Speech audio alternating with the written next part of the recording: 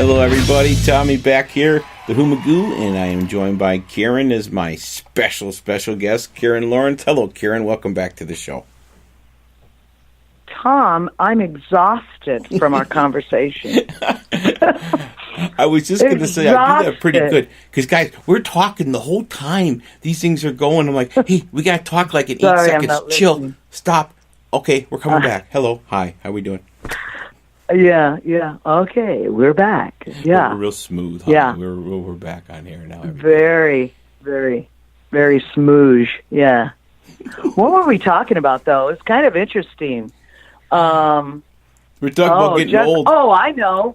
Yeah. No. I was saying that when I did that crazy, in the 90s, I was fortunate enough to start, I don't know if this is a turn off to some people, but I was dancing. I used to dance in like high school, a couple of the special dance company in the school. And I was interested, but, I got off track of that. I mean, I was a musician, so I went off and did that. But somebody asked me, I was doing a gig while Blue by Nature was starting in the late 80s and early 90s. I had a gig in a Russian nightclub. Anyway, that was a very good gig, and it paid amazing. It was unbelievable. But some guy was doing like ballroom dancing, and he asked me if I wanted to be his partner, and I did. And so I learned all these things, all this stuff you see on those shows, Dancing with the Stars, these lifts, these high star lifts, and these drops, dead drops, and these spirals down on the floor, all that stuff, all those dances. Yeah, I learned those dances, and I used to do those dances, and I loved it. It was very cool. It was very, Ginger Rogers, Fred Astaire. It was really something a little girl would fantasize about, really, or just dream about. So I learned to do all that stuff. And in the meantime, I did a lot of dance class, all while Blue by Nature, all while getting in my car, and between stops I'm writing tunes. And this was just a very kinetic time for me. As well, I'd like to say one other thing. I sang with a girl who had only been singing for 5 years. Her name is Emma Zexer. She lives in San Francisco. Emma Z, we call her. Mm-hmm. And she was incredible. And she went completely by feel. She was an untrained musician at the time. And she was a star. I mean, and just so expressive. And I'd sit on stage there, snapping my fingers, waiting for my, she had the lead tune, say, and I'm watching her, and I studied it, and that's what occurred to me. It was all feel.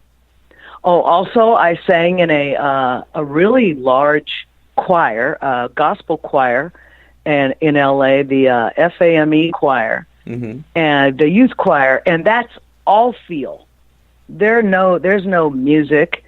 It's all feel. And I swear, I used to just be like an auditory type person. So that whole era, the 90s, that's what I took on, and I feel like that really made a big difference in my music and how I wrote tunes. I just let it go, just unedited, right? And I recommend that to anybody. Hey, or if you're keeping a journal, they say, just get it down. Do not edit yourself. Then come back if you want to edit it. And I do. I edit the heck out of my stuff. I enjoy that. But, that's a really big deal. And I think that that's important. We were talking about passion before. That's where the passion comes from. Feel. Yeah, and the confidence to let it go. 1994? Go ahead. No, that was a band at that time, too? That was a band. No. 1994 was the name of the band in the 70s.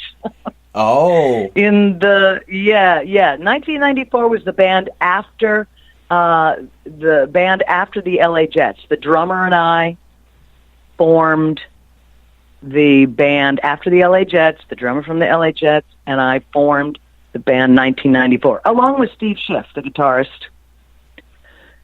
And, we were brutally dropped from RCA, LHS, and we went on and were lucky to get signed by A&M Records, and we had the band was called 1994.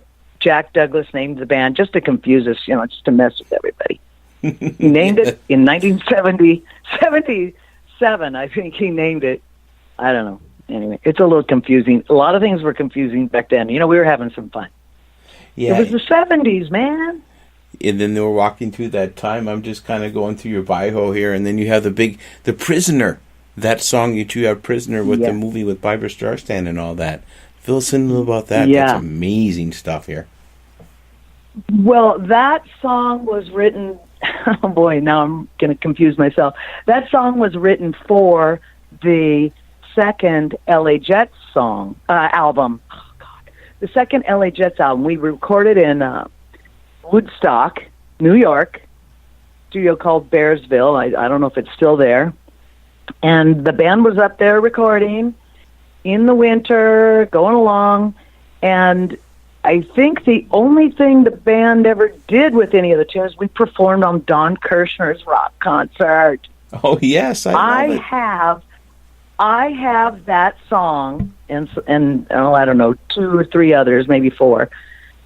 I have the footage, but I'm not allowed to do anything with it. I got it from the archives. I think it's New York City Film Archives.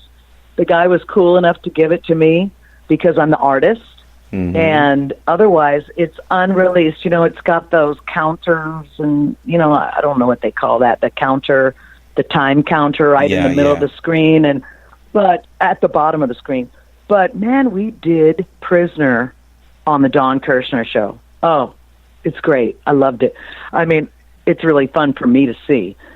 But, so we wrote that song for that album, and then a couple years go by, and then that movie was created. I think John Peters produced the movie Eyes of Lower Mars, and Barbra Streisand, they plucked that song out. I'm sure our publisher had something to do with passing it on to them.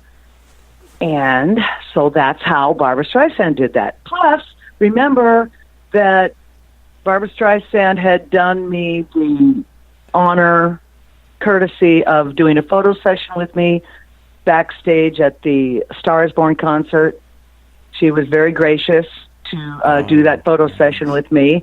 And she came to see me, she and John Peters came to see the LA Jets at the Roxy before we disbanded. So when we played at the Roxy, whenever that was, 1976, I guess. So then here comes this song that was given to her and John Peters, and she recorded it. It was in this movie. And there you go. That's how that happened.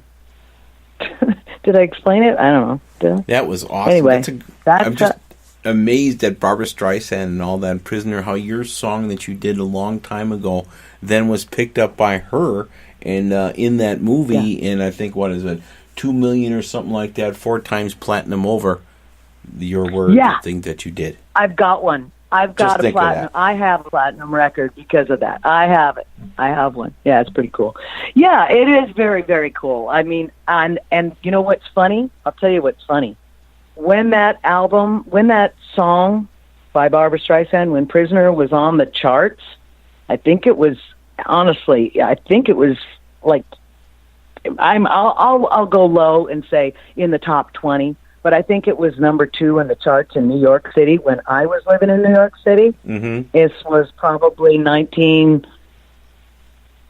have been the fall of 1978, could have been 1979, could have been then. Anyway, I got evicted from my apartment for non-payment. Oh, yeah, it was after our summer tour. The accountant hadn't paid my rent. It was 1978. I just got home.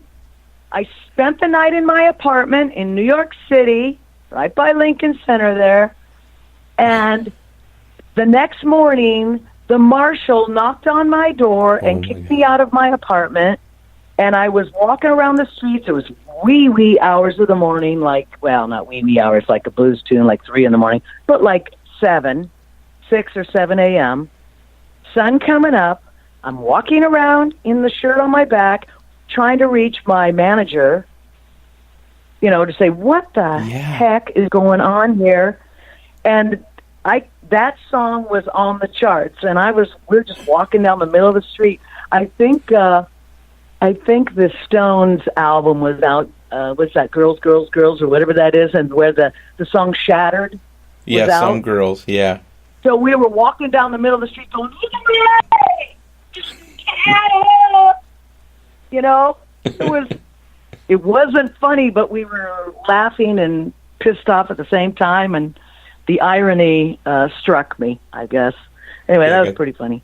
Number 2 song going right now, and I have no place to go, and I just got evicted at this moment, and where is my agent? And that was the day before emails, cell phones. Yeah, where is my he? Agent? Oh, no cell phones. Payphone all the way. Yeah. All the way, and hoping I had enough coinage. Probably trying to reverse the charge. We used to use phone cards or say, collect. Mm-hmm.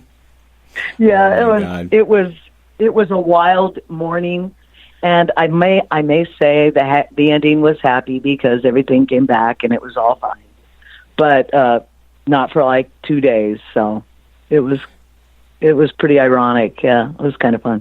So I have all kinds of funny feelings about those days.